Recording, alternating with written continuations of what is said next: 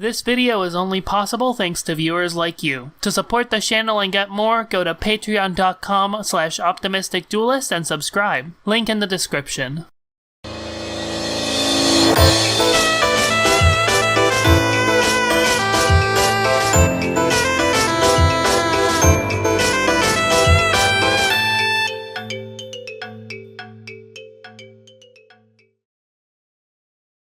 Hello, my Homestuck homies. I am your host, Optimistic Duelist, and today, in celebration to John Egbert's patron holiday of April 1st, I've decided to indulge his spirit of pranksterism and give you the gift of my most important and meaningful Homestuck analysis yet.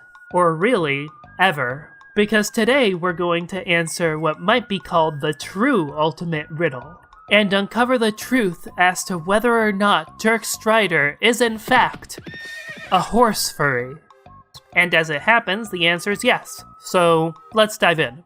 Since there's so much debate on what actually makes you a furry, both inside and outside the fandom, let me define my usage of it in Homestuck in particular. The furry community has generally developed a bit of notoriety for having certain predilections, but I personally find it a little misguided and limiting to assume that all members of the community relate to the identity the same way. Wikipedia describes the fandom as just a subculture interested in anthropomorphic animal characters with human personalities and characteristics. This description is nice, broad, and flexible, so I'm a fan, but I think it misses the bigger picture and fails to recognize furry for what it really is, which is the most modern incarnation of one of the oldest traditions in human history, our tendency to anthropomorphize the world around us in our mythologies. Mythology and folklore is riddled with very human interpretations of decidedly inhuman things. Humans, both in the days of old and even now in the age of science, have always used stories to explain the world around them, and in the process often imagine that world as much more like us than it really is. For example, in Japan, long years of humans coexisting with foxes led to them being regarded as intelligent and tricky animals, to the point that it got them mythologized as the Japanese kitsune, which had intelligence to rival humans along with a host of unpredictable magical powers, and even the ability to shapeshift. Having a bunch of fun stories about cool magical foxes that are both interesting to listen to and engaging to tell sounds like a solid plan to pass on information from generation to generation that a particular society might have deemed as important. And these folklore stories could have, in this way, been a valuable way to teach young members of the community about the natural world. Nowadays, of course, most humans, especially those that are online a lot, don't engage as much with the natural world, and so we have less need of these kinds of stories, especially since we have science to describe animal behavior a lot more predictably. So modern furry culture doesn't really share the same social niche, but it does fill a different one. You could say that precisely because we're more disconnected from nature in the modern age, exploring furry identity is, or at least can be, a way to connect with nature, and consider the relationship between it and you.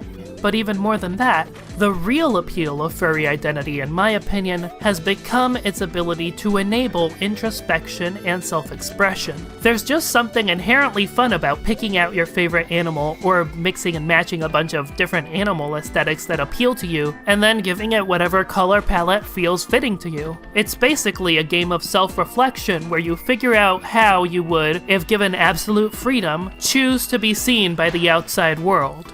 In other words, where in olden times anthropomorphication tended to be used as a societal method to teach the individual about the natural world, in furry, it's become a way for the individual to use the natural world to learn about themselves, and then communicate that understanding to society.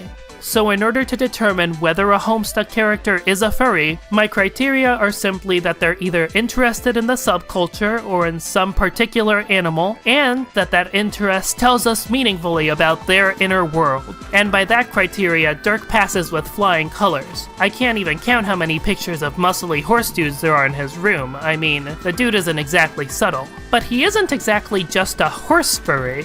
There's also this swole bunny dude in his TV slideshow. And this future Shuck Tingle character tells us something interesting, because as brash as he is in his introduction, When the reader pays too much attention to this furry bunny dude he presumably finds attractive, Dirk gets uncomfortable and leads them away. He dodges, and badly at that. To Dirk, swole bunny men represent something to hide, an interest he has that he can't honestly incorporate into his cool, stoic, above-it-all persona, not even through the hyper-sincere irony approach he tells Jane about. It becomes something to hide, which means that at its core, it's something that matters to him.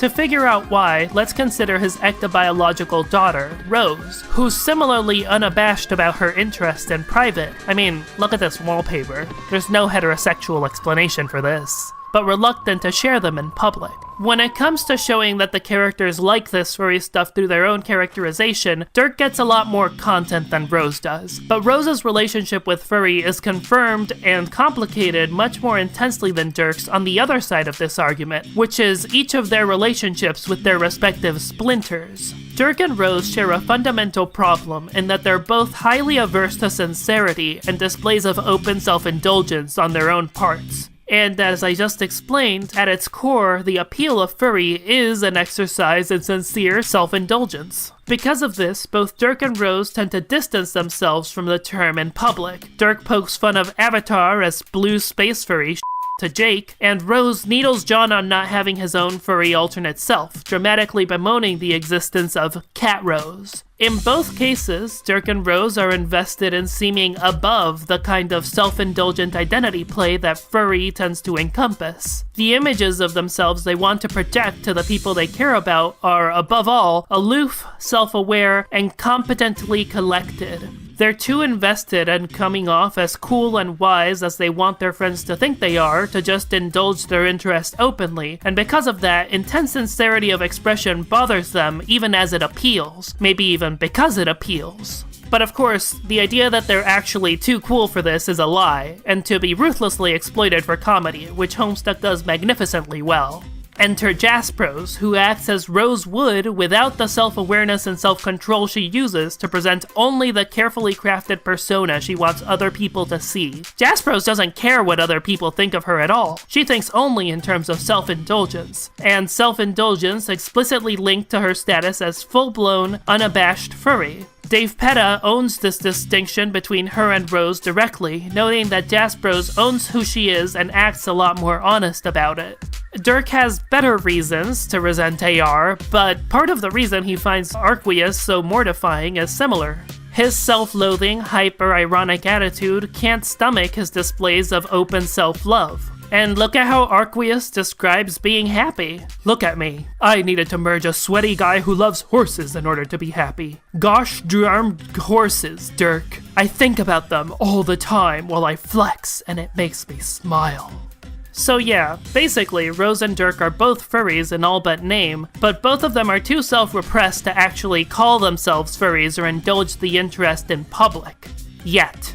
The thing is, this girl exists. Seriously, give Jade like one birthday party on Earthsea where she decides she wants everyone to be furry themed and draw personas together and we're good to go. There's pretty much no circumstances under which I doubt Jade's power to get all of her friends to stop hiding an interest they all know deep down they share with her but keep pushing away out of a silly point of pride. And I do mean all her friends, not just Dirk and Rose. I picked these two because they're the most repressed, and that made this video the most hilarious. Dave has a fursona he used to RP with Jade back when they were kids, Aki Permusk. Not to mention Dave Petta existing, which, yeah.